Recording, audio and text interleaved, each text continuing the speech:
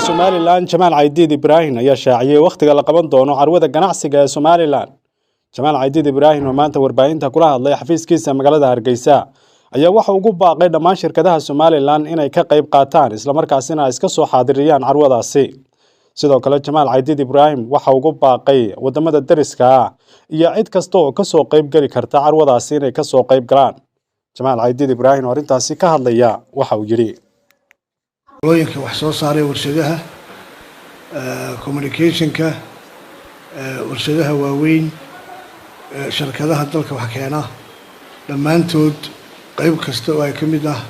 ganacsatada reer Somaliland waxaan ku wargeleynaa inaan qabanayno carwo sanadeedkii aan ka hore siinay togdheer maanta aan ku qaban doono gobolka Maroodijeex magaalada madaxda Hargeysa carwo sanadeedkii waxaan markaa ku wargeleynaa dhammaan ganacsatada inay ka soo qayb gasho si milgale annagoo fududeyn doona dhammaan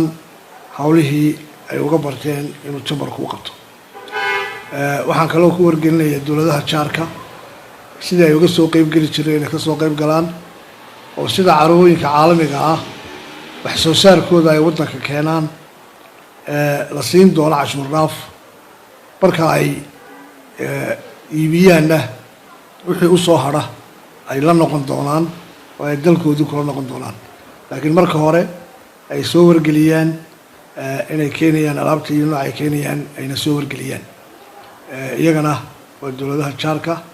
ayaan ku wargelinaynaa dhammaan ganacsatada waxaan u sheegaynaa carwadu inay qabsoomi doonto 15 February kuna qabsoomi doonto Mansour Hotel holka weyn la isugu iman doono inta ka horeysana la soo diiwaan geliyo goobahana la sii kala qabsado adeeg hufan